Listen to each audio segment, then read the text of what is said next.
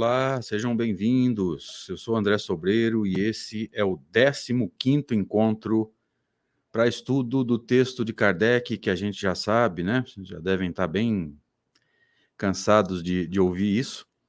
O controle universal do ensino dos espíritos como subtítulo, né? O título verdadeiro seria Autoridade da Doutrina Espírita, mas como a gente também já disse várias vezes, já está consagrado esse subtítulo como sendo o título.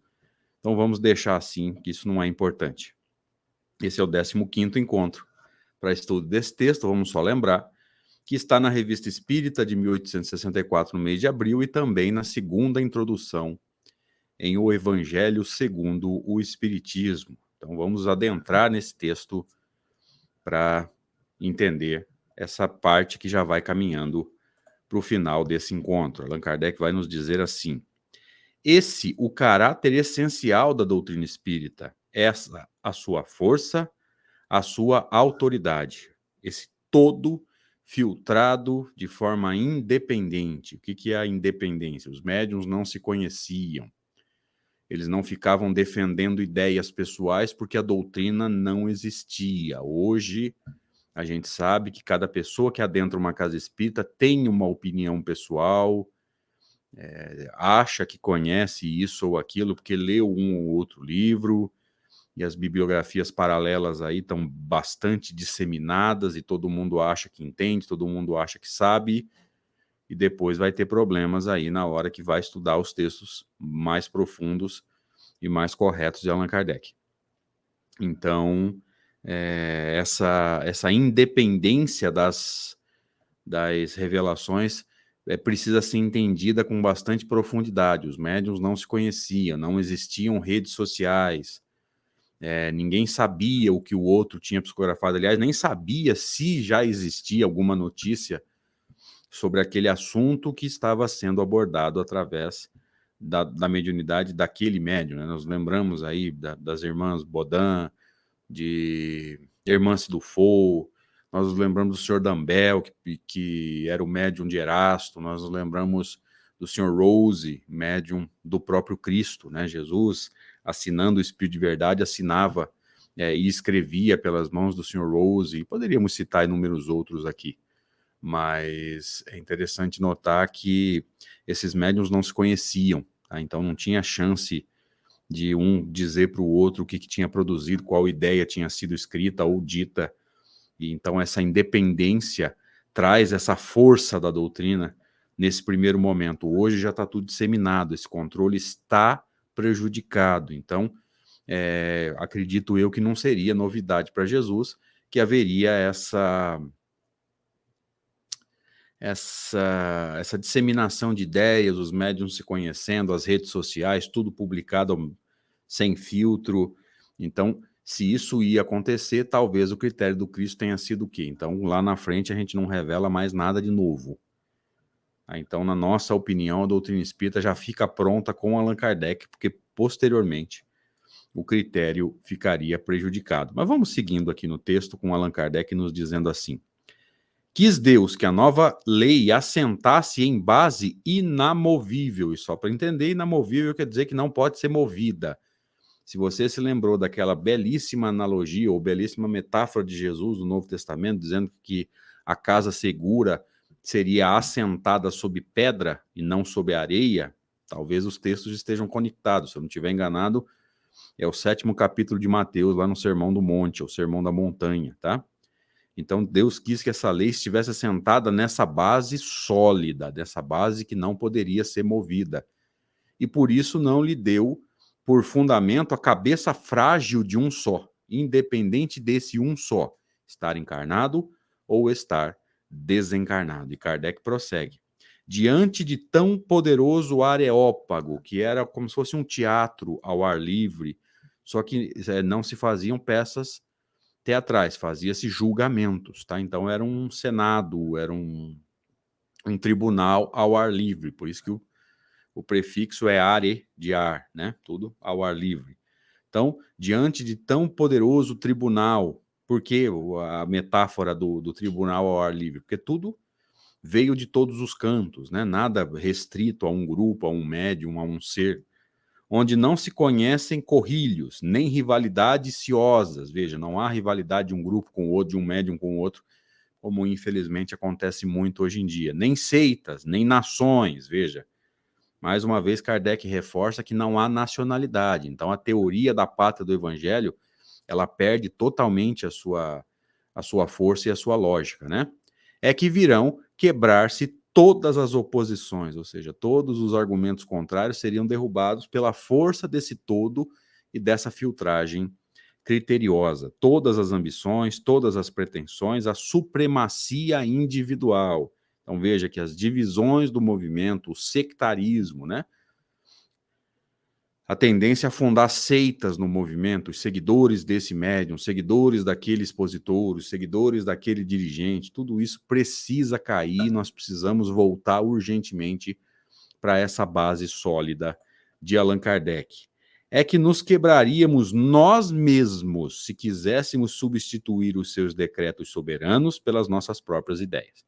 E isso aconteceu em alguns momentos. Não o quebrar, mas Kardec teve que admitir que ele pensava uma coisa e os espíritos mostraram outra completamente diferente. Para aqueles que não seguem os nossos estudos, ele acreditava, como seria muito lógico acreditar, que quando um objeto se move nas manifestações físicas, né, nos movimentos de objetos, era muito natural acreditar que os espíritos pegavam o objeto com a mão e arrastavam. Quando as teclas do piano se mexiam e afundavam lá, quando o piano tocava, entre aspas, sozinho, era muito natural pensar que o espírito ia lá e apertava as teclas com o dedo mesmo, né? E veja, Kardec também tinha essa opinião e os espíritos mostraram, então, na época, uma teoria completamente diferente que foi explicada lá no Livro dos Médiuns, na segunda parte, na chamada teoria das manifestações físicas. Então veja que o próprio Kardec não se coloca como dono da verdade, como o sabe-tudo, como aquele que era o juiz imparcial e implacável, que sobre quem a responsabilidade cairia o tempo todo, incumbido de decidir os destinos do movimento. Não. Vamos ler de novo. É que nos quebraríamos nós mesmos se quiséssemos substituir os seus decretos soberanos por nossas próprias ideias. Por isso que ele muda de ideia e admite que os espíritos estavam certos. Claro que ele vai a outros médiuns e pergunta se aquela teoria revelada tinha realmente sentido. Tá? Então, Kardec era criterioso, ele não era do oba-oba, olha que legal isso aqui, entendi, isso aqui é verdade absoluta, isso aqui faz todo sentido para mim. Tá, pode fazer sentido para mim, mas pode estar errado. E ele prossegue. Só ele decidirá todas as questões litigiosas, ou seja, aquilo que ainda está em dúvida, aquilo que ainda está em discussão, aquilo que ainda está em debate. Imporá silêncio às dissidências e dará razão a quem a tenha. Porque é óbvio que toda ciência nascente traz essas polêmicas e essas dissidências. Muito natural que isso aconteça, porque as ideias estão em desenvolvimento e toda ideia nova vai trazer em si mesmo, né, a possibilidade de debate, de oposição, etc, etc. E com o tempo, segundo Allan Kardec nesse texto aqui, que eu vou mostrar de novo, essas dissidências, essas oposições, tudo isso cairia e a verdade prevaleceria. E nós temos esperança que isso aconteça com esse movimento que nós estamos propondo e tentando colaborar de estudo profundo dos textos de Kardec. E ele prossegue.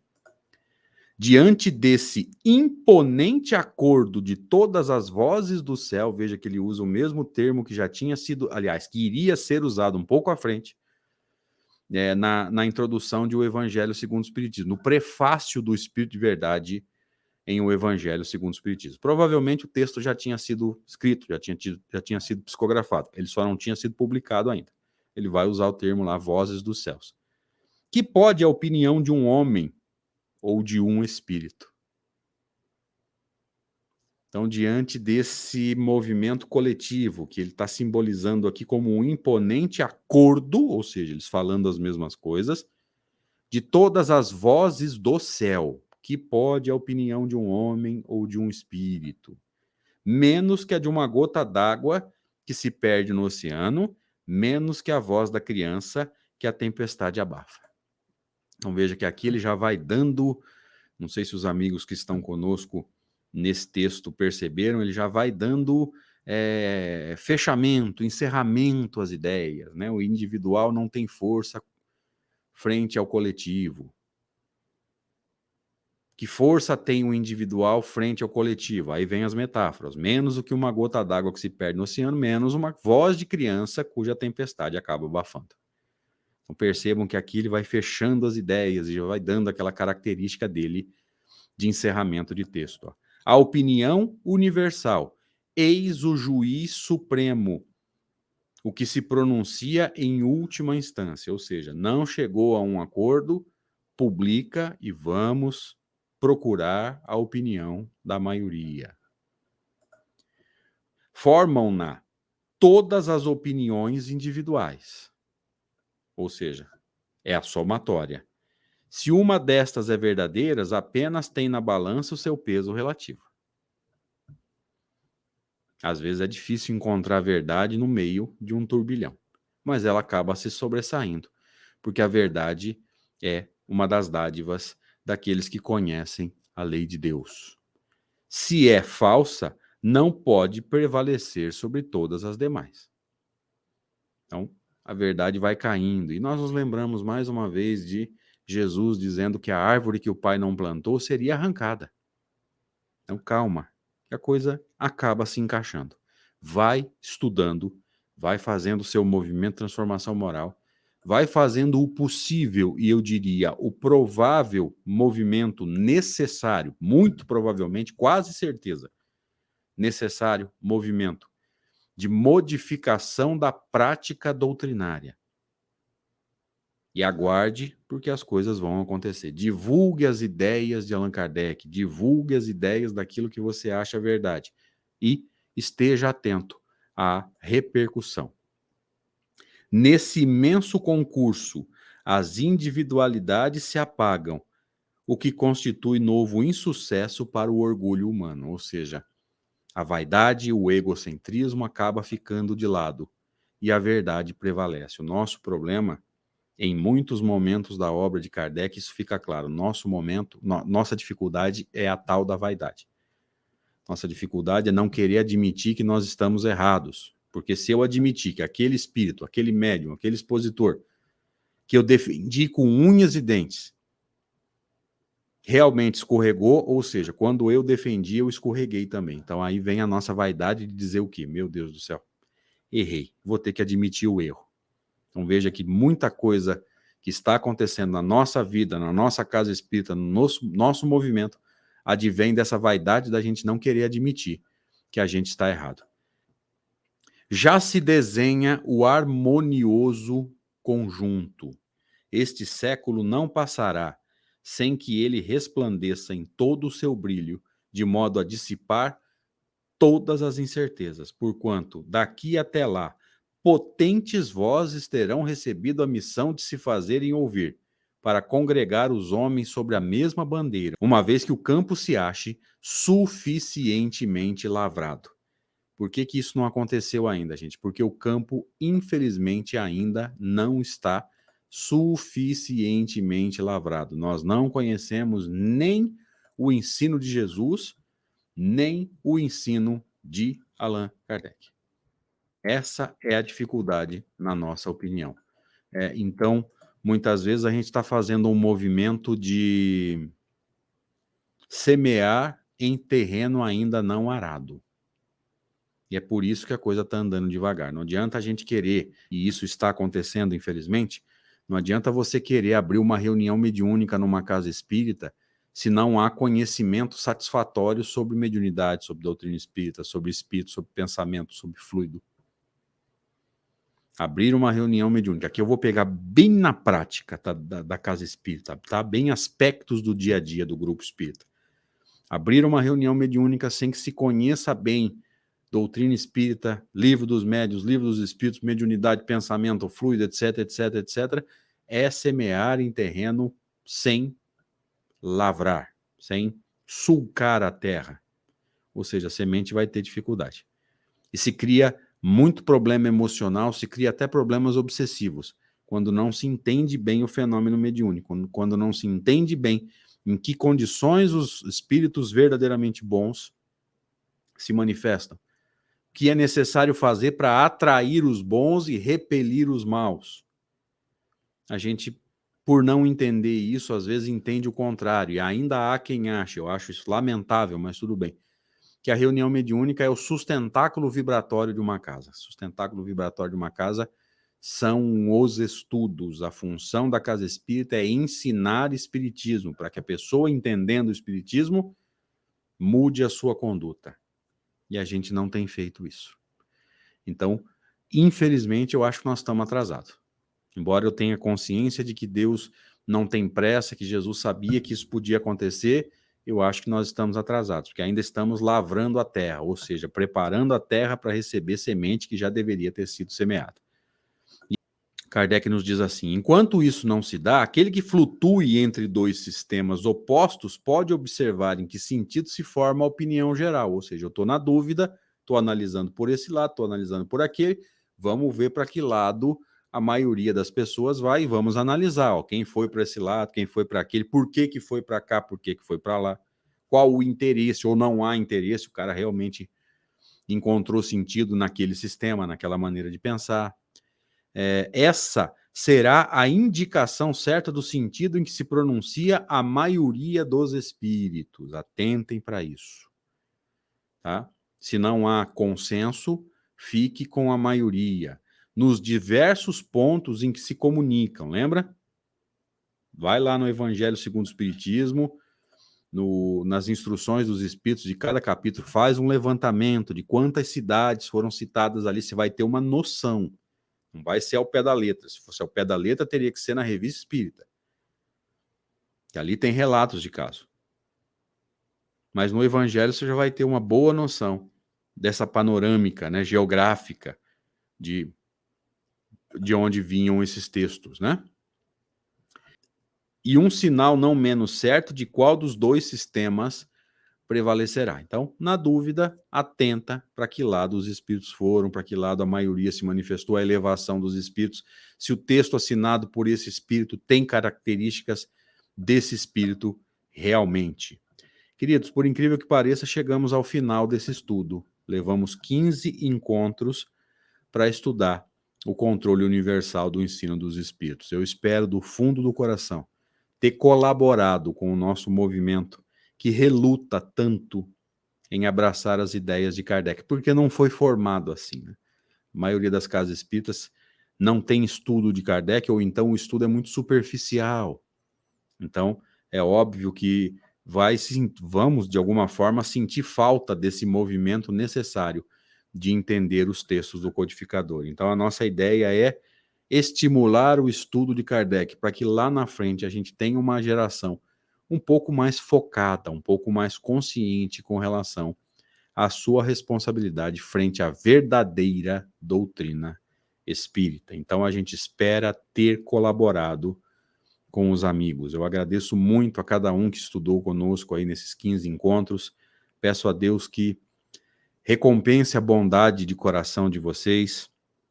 E peço aí, se inscreve aí no canal se te for possível, deixa o seu like, seu joinha aí no vídeo, compartilha.